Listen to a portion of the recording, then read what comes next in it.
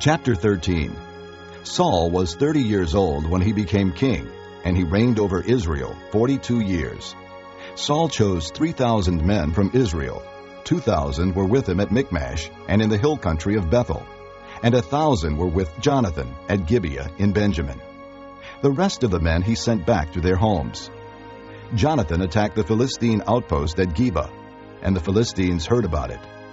Then Saul had the trumpet blown throughout the land and said, "Let the Hebrews hear!" So all Israel heard the news.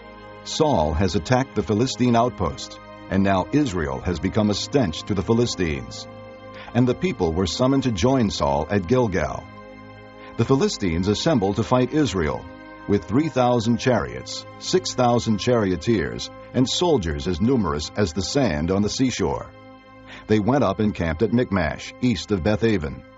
When the men of Israel saw that their situation was critical and that their army was hard-pressed, they hid in caves and thickets, among the rocks, and in pits and cisterns. Some Hebrews even crossed the Jordan to the land of Gad and Gilead. Saul remained at Gilgal, and all the troops with him were quaking with fear. He waited 7 days, the time set by Samuel. But Samuel did not come to Gilgal, and Saul's men began to scatter. So he said, "Bring me the burnt offering and the fellowship offerings." And Saul offered up the burnt offering.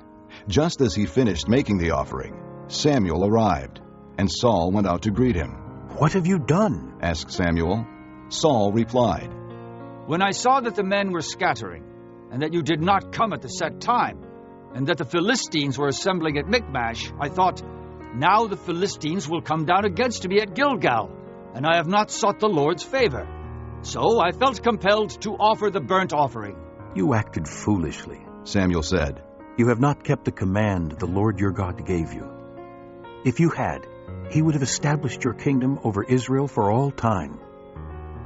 But now your kingdom will not endure.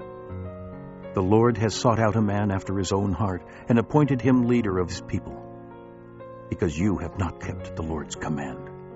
Then Samuel left Gilgal and went up to Gibeah in Benjamin, and Saul counted the men who were with him. They numbered about 600. Saul and his son Jonathan and the men with them were staying in Gibeah in Benjamin, while the Philistines camped at Michmash. Raiding parties went out from the Philistine camp in 3 detachments. One turned toward Ophrah in the vicinity of Shul, another toward Beth-horon, and the third toward the borderland overlooking the valley of Zeboim, facing the desert. Not a blacksmith could be found in the whole land of Israel, because the Philistines had said, "Otherwise the Hebrews will make swords or spears." So all Israel went down to the Philistines to have their plowshares, mattocks, axes, and sickles sharpened. The price was 2/3 of a shekel for sharpening plowshares and mattocks, and 1/3 of a shekel for sharpening forks and axes and for repointing goads. So on the day of the battle, not a soldier with Saul and Jonathan had a sword or spear in his hand. Only Saul and his son Jonathan had them. Now a detachment of Philistines had gone out to the pass at Michmash.